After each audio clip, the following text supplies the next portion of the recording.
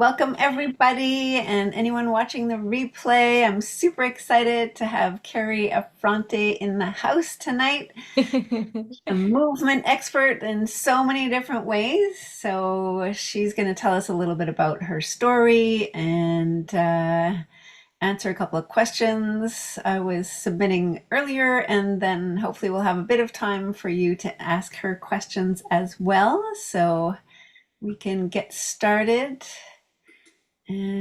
Whenever you're ready. You want me to speak about how I got into movement, or do you want to talk about the body reconditioning stuff? You want my backstory a little bit? Who Yeah, I, that like okay. I don't know much about it either, so that would be really interesting for Yes, that. yes. All right. I started moving at the age of 2 when I started dancing. And at the age of 10, I had my first major dance injury. And I don't know if you've ever heard of this, but dance has more injuries than hockey. Wow. Professional dancers go through the ringer.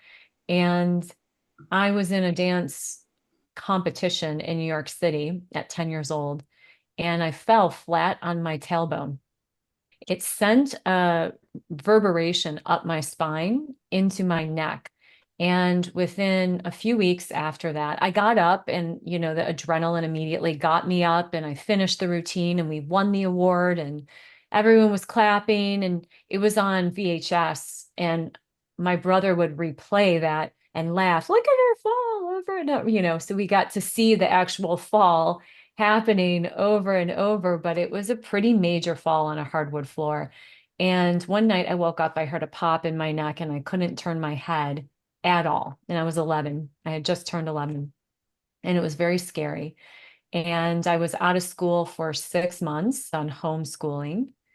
And every doctor that my parents could think of came to the house. I had to be neck braced and wrapped up and all kinds of things to get out of the house. And they tried to figure out what was wrong. So that was my introduction to Western medicine and to how doctors will often give you maybe a 15-minute to 45-minute time interval at most and talk not necessarily to you, but maybe about you. And it was especially as a child and how perceptive children are, I could tell that I wasn't really getting the concern that I needed.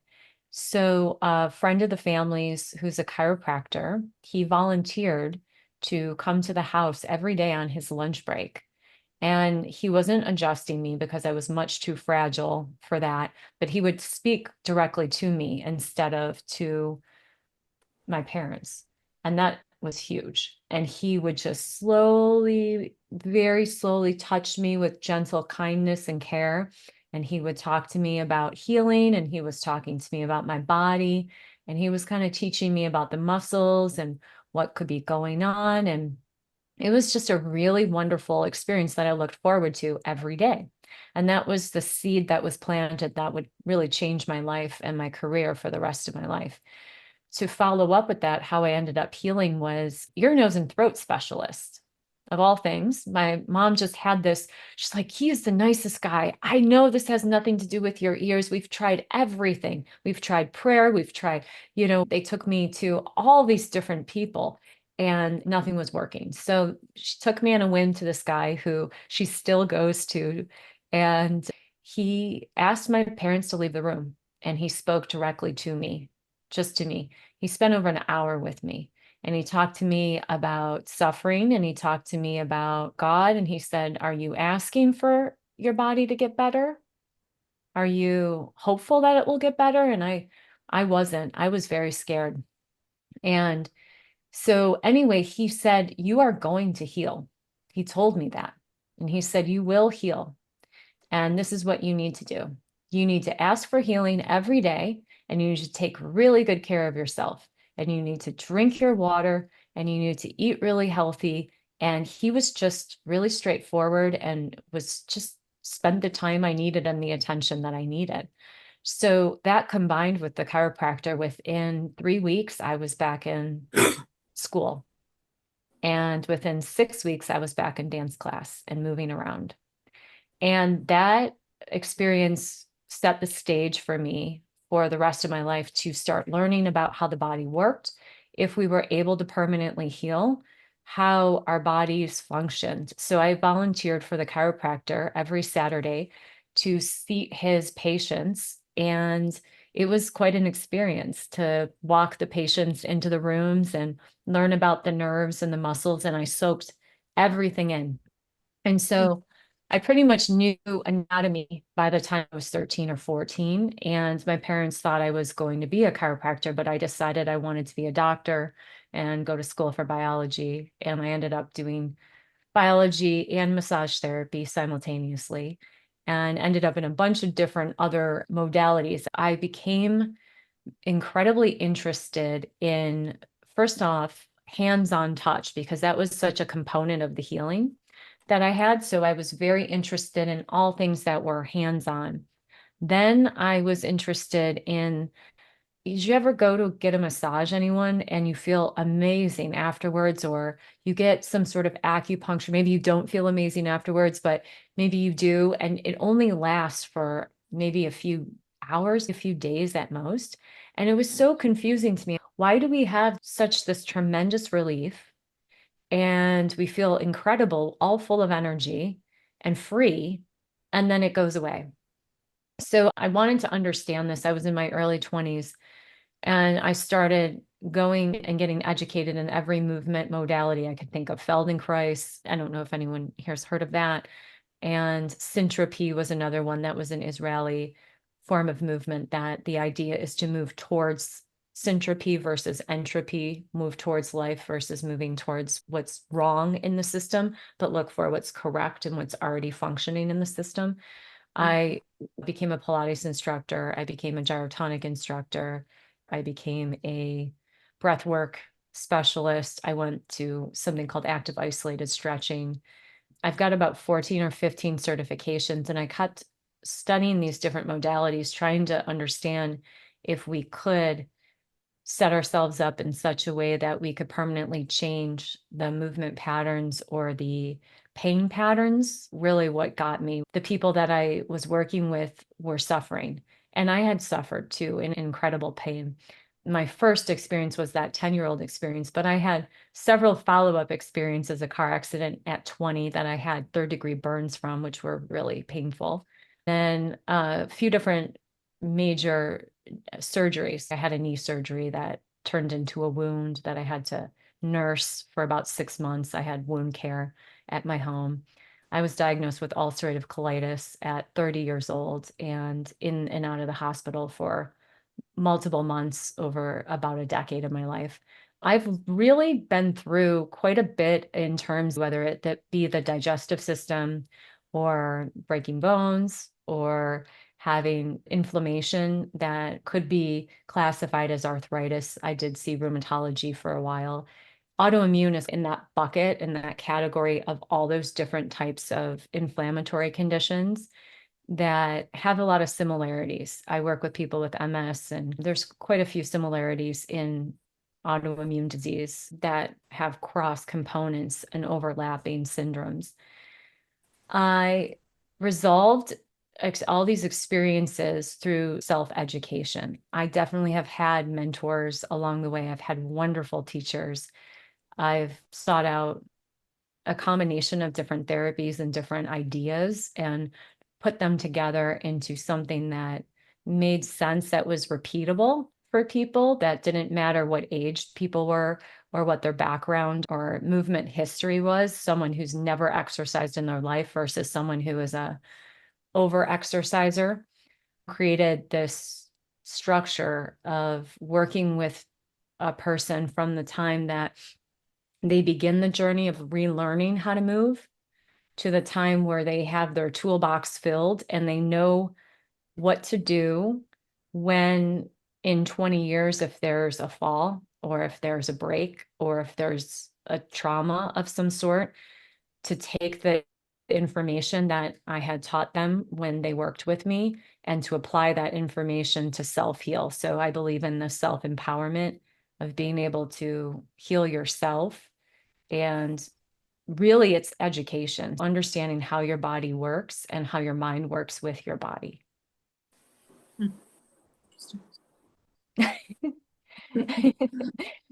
Any questions about that? It's so Oh, good. interesting.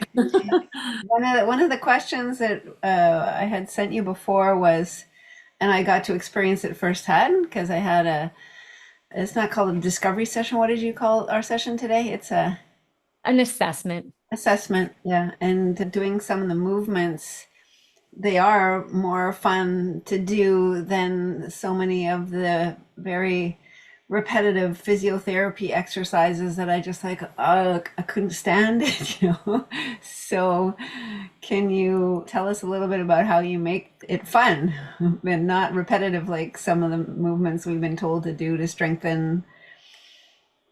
Sure. The rhythm is important. So the way I speak when I'm teaching is I speak in cadence. So you are doing the movements in a rhythmic manner. And if you think about walking is such a rhythmic activity. Step, step, we have that pace for the going slow or fast, but that pace is so therapeutic. Rhythm is a key component of healing.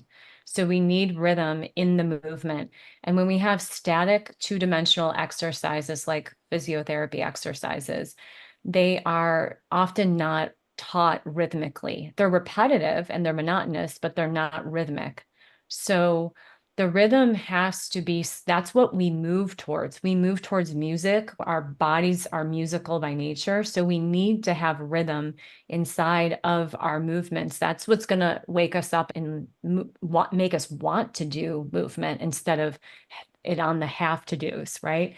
And we have enough have to do's in our life that we're in the back of our mind. We're like, get on that. So movement shouldn't be in that category. Has anyone heard of a red ocean strategy or a blue ocean strategy? No. Okay. I did a report on this in college. When you asked me the question, I was thinking about this. I'll give an analogy and two analogies, one about the circus and one about a gym. So a red ocean strategy is a marketplace where you're in fierce competition. Like it's the same product or the same service and you're competing against each other. And that's a red ocean, right? Sharks, blood in the water. A blue ocean where there's so much blue and there's tons of space is when you're not competing in the same marketplace because the way that you're working vertical or in that marketplace is your own unique way. An analogy is Cirque du Soleil. So the circus had been going on decades. I don't know how many people have seen the circus in the past decade, but probably not many of us have seen the circus. That was something that we did maybe years and years ago, but it became very boring. We knew the animals were against their will there. The acts were pretty repetitive. It wasn't dynamic. So there were circuses competing against each other, and that kind of died out as a entertainment place to be. What Cirque du Soleil did, they came in and they said, well, the concept is there. People want to go for entertainment and see these acts and see these costumes and hear this music and have this experience, but they did something all on its own. They took away the animals and they made it into a story of humanity. And they started telling these stories that were emotional, that got people engaged, and they created their own genre of entertainment. So, similarly, in the world of working out, we've got these red oceans where in a gym, when you're going into a gym, and you know the equipment that's going to be there. You see the machines in your head, you know the classes that are going to be there with weights, and you're like, okay, I know I have to do this, right? But there's nothing innovative about that experience anymore. So it doesn't invite us to have that kind of novelty that would engage us on an intellectual level as well as on a physical level and on an emotional or spiritual level. So when we're going into a gym, again, the rhythm is so important. Often we have to wait for a machine, or we have to, that we're not in a dynamic sense unless you're inside of a class in that gym area. You're doing things on your own and you're not in this rhythmic, breathing, consistent moving that would be as satisfying as walking or swimming or something that would have that freedom of movement that is more of a recreational type of movement. Physical therapy is similar in the sense of we know what we're going for. They give you a half an hour, they give you these exercises, they walk away to another patient. You get minimal attention and you're not moving your entire body. You're only moving the part that's injured. And so it's really not satisfying for the entire system or for the being to want to continue doing the exercises after you finish physical therapy. So then we don't do them. And then the injury never really resolves. And then it's this area that has weakness and scar tissue. And that we have these memories of doing it. And we're like, yeah, that worked a little bit, but I'm really not going to be consistent with that anymore because why? There's no joy. It's not fun. It's like we want to move because we want joy. The movement should happen because it's an enjoyable, unexpected kind of routine. Two-dimensional versus three-dimensional movement is also important. When we're doing 2D movements, like when we're doing this kind of thing, if you're lifting a weight like this, or if you're moving your knee up and down, if you injured your knee, how satisfying is that? Versus doing a circular movement, right? Because we're circular beings versus doing a circular movement, that's much more satisfying for our joints and for our brain. Yeah, so true. Can I ask a question? May I? Yes. Carrie, when you are working with clients, patients, I don't know how you refer to them, Mhm. are you looking at healing them with injuries that they've had? Or can there be assistance to help with, let's say, inflammation or chronic pain? Because sometimes we don't even know where the chronic pain comes from, we just have it. Or all of the above. All of the above. And when almost every person that I have worked with has something, I haven't come across anyone yet in 20 some years that doesn't have something going on in their bodies. And we all have trauma. So there are inflammatory experiences that don't necessarily have correlation to a direct injury. Also, ulcerative colitis is an example of that. And so there is a process that occurs when there is some sort of trauma or process that happens in the system that is to the individual that is too much for their system to process, whether it's environmental or it's mental or it's emotional, any of those things that happen just by being in the world. Those are the things that I address with my clients. And when I'm working with a client, what we work with a combination of the relationship between what's happening with their story in their body as well as what's happening actually in their body from my perspective of being able to see kind of, I have x-ray vision, kind of see through the body and see what's actually happening in their system when they're moving and when they're speaking. And so that process has a little bit of NLP, neuro-linguistic programming. I studied that for 5 years. And when I was quite young, 20 to 25, and that has a component of being able to reprogram the body to have a different experience of that trauma, or of that inflammation. Yeah. That's good. I have a question, and Mhm. this is Angie. So Yeah, and I, Tony actually raised her hand. So can we answer Tony's question first, and then we'll go right okay, back to you? Sorry, yeah, I know sure, we didn't no say raise problem. your hands, but as Tony jumped in there, Okay, and then we'll go right back to you after. Thanks. Hi, Tony. Hi, Hi, Angie. regular Zoom user here, so I know the hands and all the features. I'm Fantastic. finding this extremely interesting and not exactly what I was expecting, but very happy with what's being presented and your approach and the various modalities and that. And I was speaking to some people in a meditation group earlier today on a related manner about the well-being toolkit. I've been on a very long healing journey, and so I've developed my own personal well-being kit, and what you're speaking to will provide more to add to it. But essentially what I've learned to understand for me is that we have our different bodies. So we have our physical body, our emotional body, our mental body, and our spiritual body. And I was explaining to these women that they're like a table. All four legs, all four bodies have to be solid, and in order for the table to be stable and balanced. So if our mental body's not well, then the table's going to fall over. Or if the physical body's not well, the table's going to fall over. So we may be at times in our life where we're focusing more on one aspect than another, but overall we need to be finding a way to have a toolkit that addresses the mental, physical, emotional, and spiritual. And what I'm hearing from your presentation is there are, physiotherapy is very much the physical. Whereas for me, osteopathy is my body resonates with osteopathy, not physiotherapy. And I find it more holistic because you're not going and treating the symptom, you're treating the problem.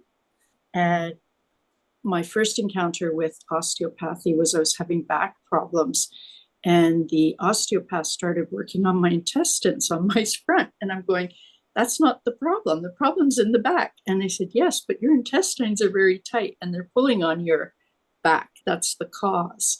So what I'm finding interesting is that you're incorporating your modalities are incorporating different aspects of those bodies, the same way that Sue-Ann's body typology is. Like we're in it for the physical, losing the weight, but by losing the weight, we're feeling good. It's helping our emotions. It's helping our mental well-being. So I'm very motivated by this type of approach where we're working the whole and not just one aspect. And often to speak to that, if we, you mentioned that at different times in life, we're working on a different aspect of that table. And what is probably universal here in this group, just looking in all your eyes, is that when, this can be a strategy to approach a balanced table, so to speak, when we can't process, when the experience is too great in the emotional body, we can utilize the physical to process it. When the emotional body is too great, we can utilize the mental body to process it, or the spiritual body. So we have the ability, being at a certain point in reflection of our lives, to be able to shift our attention from one of those places to another so that we can process the information. It's stuck information, right? It can be stuck in the spiritual, the physical, the emotional, or the mental. And so by utilizing and understanding how to process that information, if it's too much to actually be direct on what's going on emotionally or mentally or physically, if the pain is too intense physically for one to process, we've got to process it through another channel, spiritually, emotionally, mentally understand it.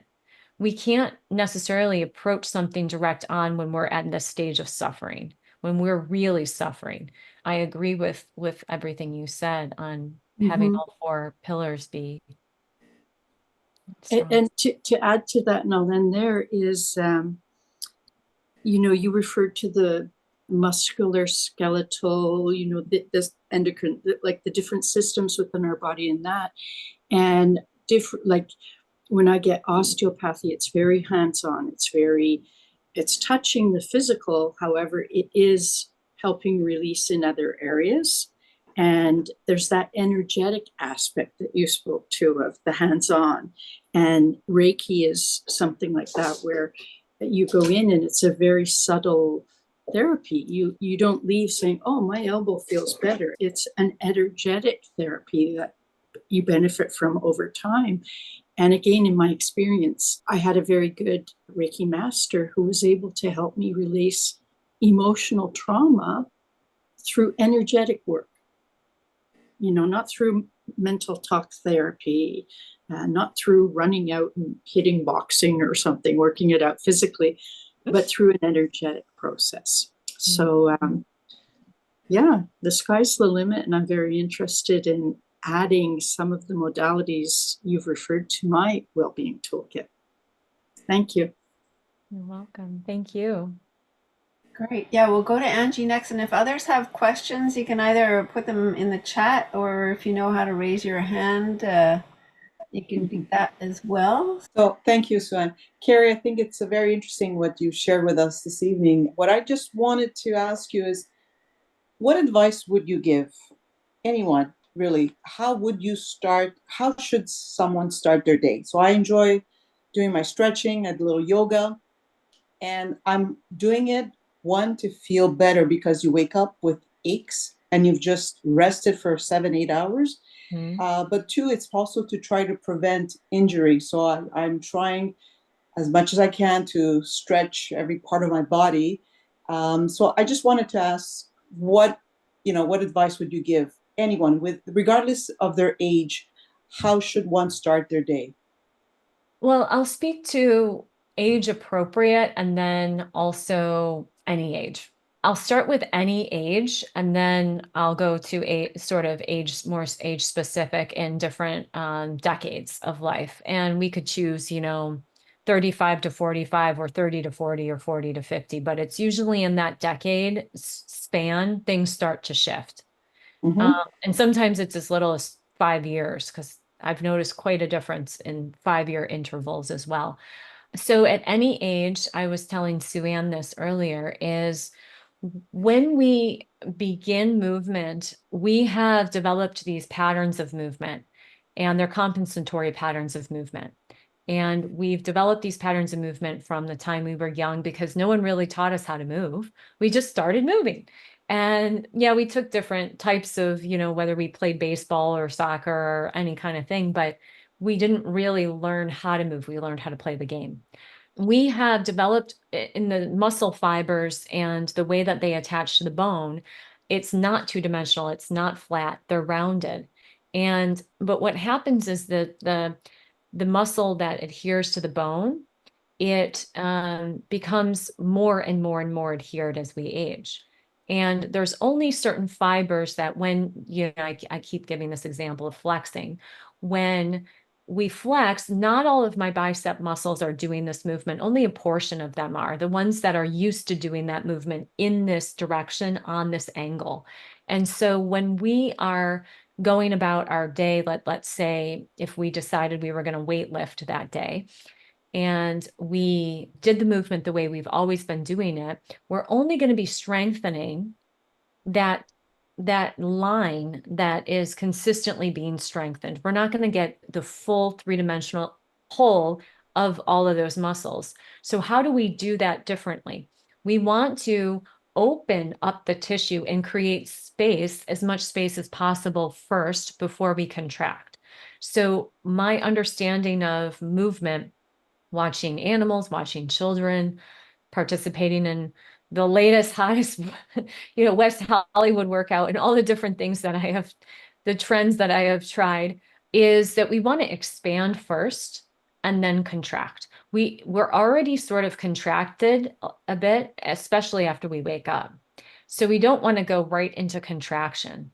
We want to open our systems first, whether that be with breath work, whether that be with yoga, whether that be with some movement modality that feels expansive and like it's creating more space inside of your joints. But that, with a caveat, often we overstretch. And so and I'll circle back to that in a second, but then we want to compress. After that, we want to connect. We got to exhale. We're going to inhale. We want to exhale after that. So we have to think about, how am I going to connect my system after I've expanded it? And what I've noticed with, I teach about 50-50 men and women, is women in general any age, we like to open up and we want to expand and we like to stretch and we like it to feel open and everything. And what's incredibly important is that we strengthen around the joints. We need to have stability around the joints as much as we have flexibility. So those two things need to pretty much balance. We can't have more flexibility because then we have instability in the joint and then we can possibly fall or have an injury. We don't want to have too much stability because then we get compression and then we get arthritic pain, right? We get bone on bone in the knee, in the hip, in the neck, and the shoulder. So we have to do both. And depending on where someone is in their journey of movement and what decade they're in, it is really, really important to incorporate both in different ways. So what I would say for a 20-some-year-old is incredibly different than I have 80-year-olds who I adore, who get up and down off the ground with using one hand. That is right. And so impressed by these women. Absolutely love them. And just, you know, in that, so I'll talk to that decade. In that decade, we need quite a bit of expansion and then a small amount of contraction. Not a ton of contraction, but we still need the weights and we still need to be able to lift up things and get up and down off the ground. We need to change levels. In the 70s, we do really, really need that stability. There's quite a bit more contraction I'm doing with my people in their 70s to maintain the strength, to maintain the ability to climb up the stairs with 2 bags of groceries, one on each hand, without holding onto a rail, like basic stuff. 60s, that's where you start to have that more equal balance between flexibility and stability, where you're really trying to expand and contract on a pretty equal level. You could do it on a daily basis and do both in your movement, or you could shift one day I'm going to open and part of also what I teach is be able to sense what's appropriate that particular day, right? So it's not the same thing that you want to do on a daily basis. And some days you really need to open up and you feel it. You're like, wow, I gotta move and open. And some days you're like, hey, you're on the couch. You've been doing too much Netflix. You gotta strengthen. You gotta connect into the system and feel that, Great, thank you. yeah. Well, anyone else have some questions for Carrie? Be quiet.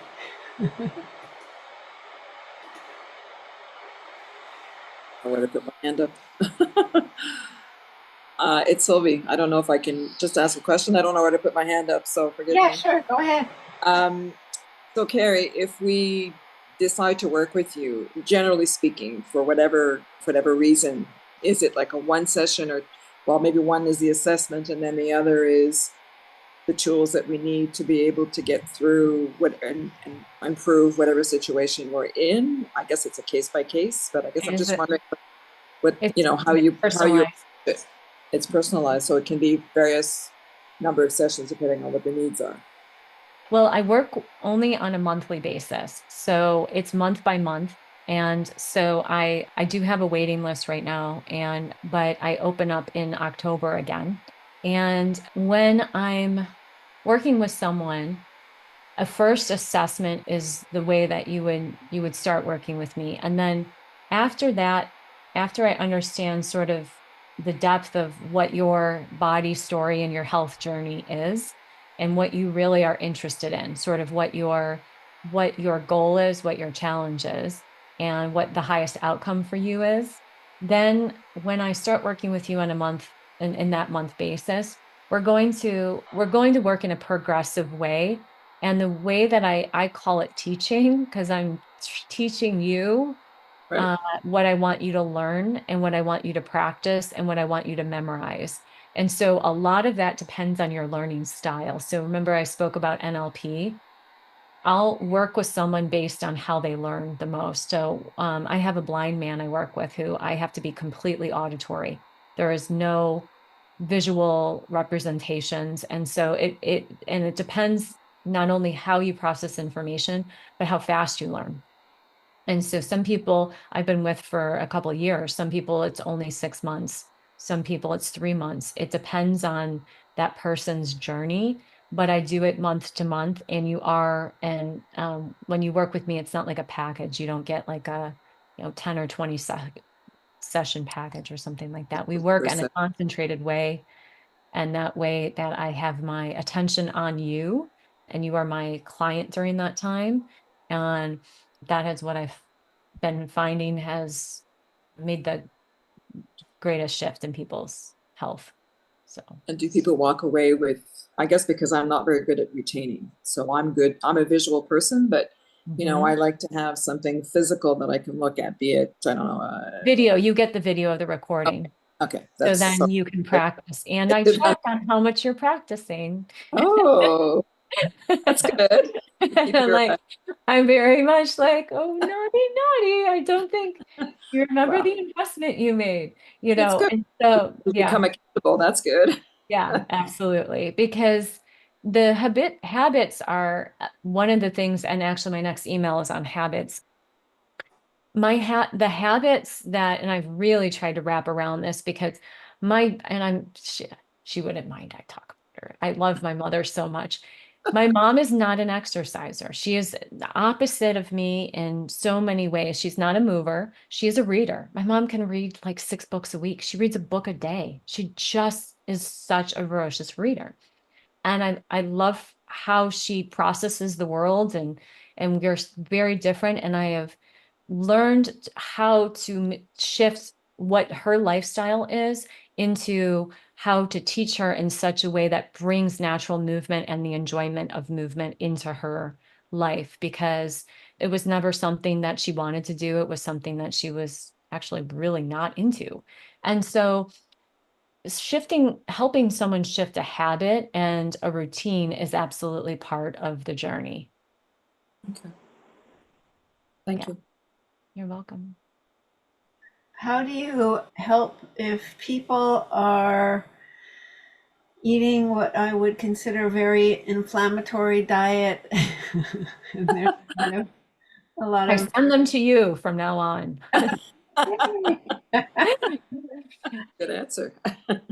I dance with the nutrition piece. I have been, my nutrition journey has gone all over the place. And so for me, similar to the movement stuff, I've tried a lot of different eating routines and had to really understand the microbiome when I was diagnosed. And at first I thought it was Crohn's and investigated that, and then got into ulcerative colitis, and I started really understanding the microbiome. I actually started a biotech company on fecal transplant in 2017 because I was so interested in probiotics, prebiotics, and how the symbiotic relationship of how our gut and our brain work. Mhm. And so when someone's eating inflammatory, I can feel it, I can tell, and it depends on their level of what they're ready for in terms of addressing it. And I am very interested in gaining rapport with every person I work with, because if I don't have rapport with them, we can't make any change. So if that's what they're interested in doing, I will make sure that I provide that information for them of what they can go and how they can learn more about their eating habits and what their selection, what their food choices are. And so I don't spend a ton of time in that. I was hired over the pandemic quite extensively to work with postmenopausal women on nutrition, but I worked with that for a while, and it really wasn't as enjoyable for me as the other components of health. So I haven't been specifically focusing on nutrition clients since 2020. interesting because I would probably place you as a thyroid body type. We all, we have also on the call, we have a couple of adrenal body types and gonad body types, which have to do with the ovaries, and each body type has different ailments that they can be more prone to. I'm a thyroid type as well, and our systems are usually the nervous system and the digestive system, which, as you know, go hand in hand. So it's interesting that people. Vagus nerve, the vagus nerve, that is a component of that, the bidirectional information between the brain and the gut, and having that, you know, there's mood involved, and there's cognitive function, and just how that works. I think is, you know, the hormones are, I don't know how much you guys get into the endocrine system, but they're fascinating to me. And there's so much information now that is being broadcast about, you know, perimenopause and menopause and our hormonal balance, and what's happening with, you know, with our neurotransmitters when hormones are off, and all the different things that can happen. So that's fascinating, just all the different ways we can influence our systems to react or to stimulate in one way or another, just depending on what we're feeding it, you know, information and food. Right. Does anyone have any questions that has not asked a question yet? I see you there, Tony, but is anyone else, you're just happy, I guess others are happy listening to the information, which is perfect. And then I guess if no one else has a question, we'll finish with Tony, and we'll let Carrie also tell us a little bit about if we can sign up for your newsletter list, and a little bit about your membership. So yes, Tony, you have a question? Well, what you just said about perimenopause and menopause resonated quite a bit with me. I go back 20 years, you know, more than 20 years, when I started perimenopause, and we were in the dark. You know, the best thing I could get was a homeopathic medicine to help with hot flashes type things. And doctors were prescribing hormone replacement therapy, bioidenticals, etc., which had, you know, in my case, the effect of gaining a lot of weight that I've never lost, you know, since then, which then affects your mental well-being, your emotional well-being. And I think what I'm trying to say here is, when you said the word neurotransmitter, it really bells went off for me, because between the balance of being a working mom with a highly stressful job and hitting perimenopause, menopause, I ended up with major depression, weight gain, but also the changes in the brain chemistry that go on during this hormonal shift, that it sounds like they're starting to do research on that. They're starting to understand better the connections with the neurotransmitters from our hormonal changes. And I wouldn't even dare to attempt how it ties into the body typology that you know, Sue-Ann's talking about our different types. Because, you know, you go see your doctor about menopause, they're not saying you're a thyroid type, you should do this, or you're an adrenal type, you should do that.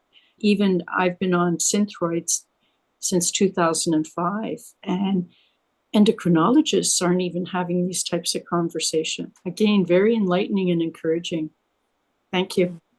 Thank you. Thanks for sharing. Can you tell us a little bit about, well, I can send a link if you have a link to sign up for your newsletter. We want to learn about your habits coming up.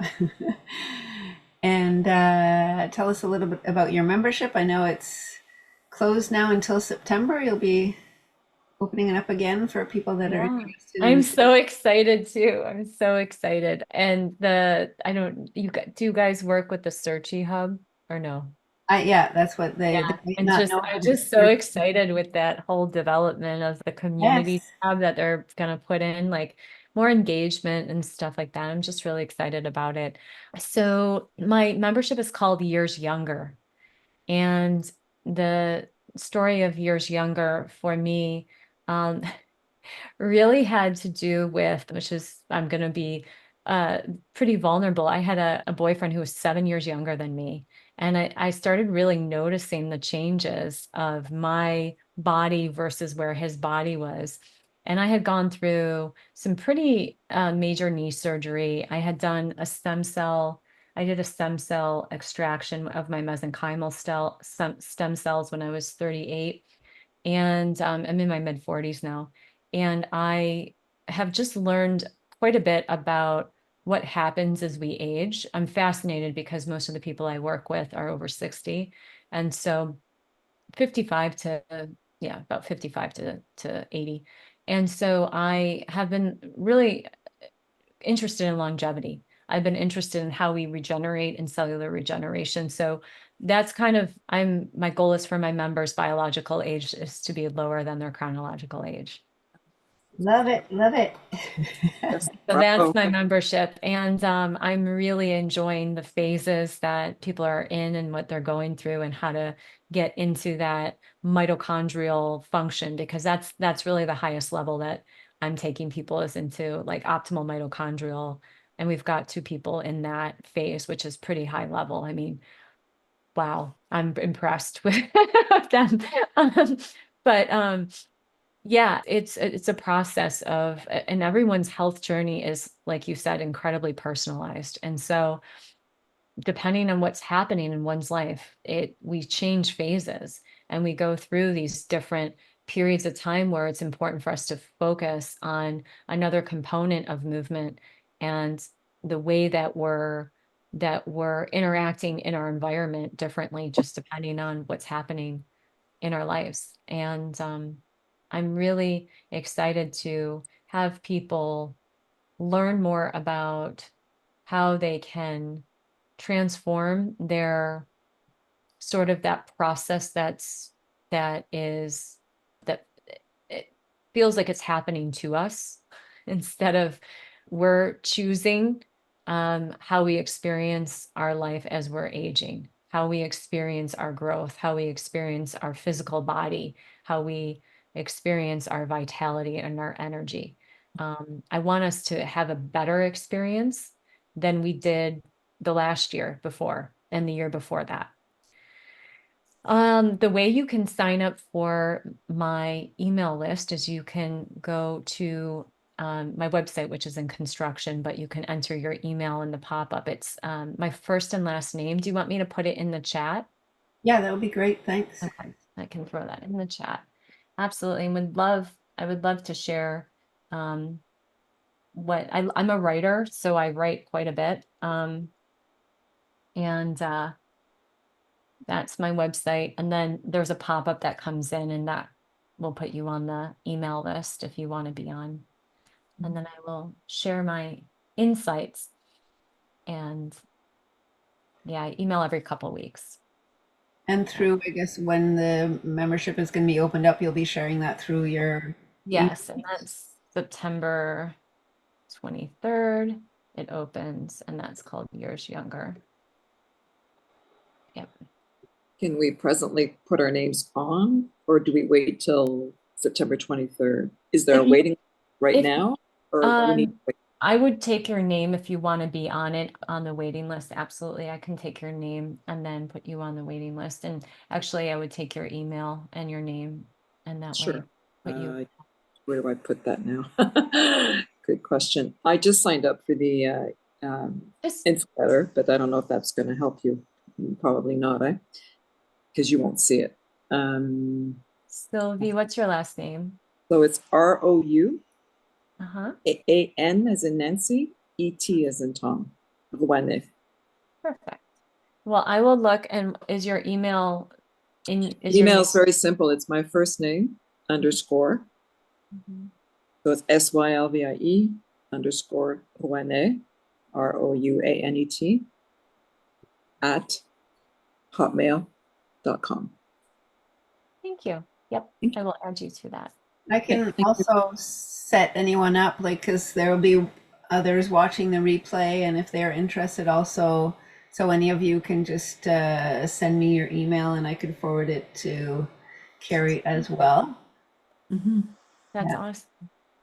You have such a lovely group. This group is fantastic. I love.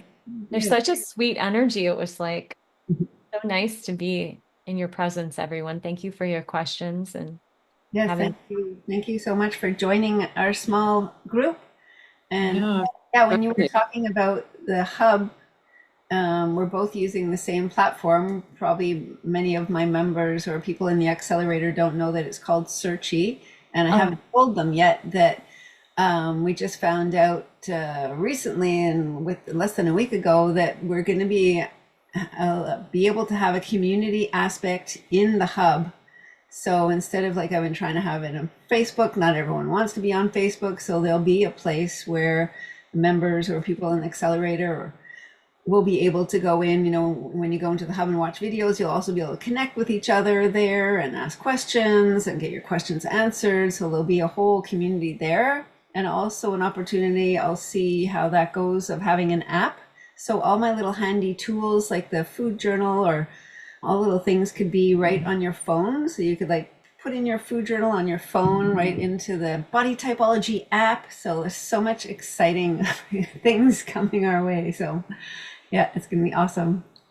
Yes. Yeah, the community feature. I'm really curious how it's going to work, if it's going to work like chat or how it's going to work. But that's what I'm super excited for, is to like have more engagement, almost like we're texting each other, Yeah. something like that, I'm hoping. All Have a right. wonderful rest of your evening, wherever you are. And thank you for Where, just curiosity, where are you located? Are you in Montreal or? No, I'm in Las Vegas. Oh, cool. Very hot. Very hot. Yeah, Very I warm would bet. now. I've been there. Yeah. It's pretty intense. It's intense heat. This Like is my walking- first year here. I was in California before this, and Oh, yeah, that was quite a bit nicer. okay. Oh, and it's hot all year round, isn't it? I think so, pretty much. No, it's actually No? cool. It's cold in the wintertime, actually. Oh, really? It's it's much more manageable. I'm from the East Coast. I'm from up by Toronto. So Okay. Oh, mhm. from Canada initially. From Buffalo, New York. Oh, I heard Toronto. Sorry. I heard Near Toronto. Toronto. Near Toronto. I figured Near some of you were in Toronto. Oh, Canada, near so Toronto. I mentioned Toronto, yes. Just borderline Canadian, but actually. Yeah, the border, yeah, Yeah. backyard. Mhm. Oh, amazing. Great. Well, it's been really fascinating. I'm guessing there aren't too many people that do what you do. Is it a pretty much? No, one of my friends introduced me to someone the other day and said, they asked me what I did, and then my friend said she created her own job.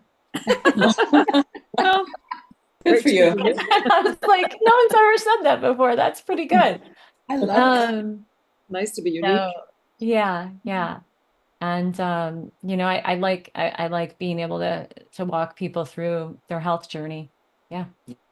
Well, it's a bit like Sue-Ann too. I don't think too many people do what Sue-Ann does as a Agree. naturopath, as well as focusing on body topology and so forth. So kind of interesting. Absolutely. I agree.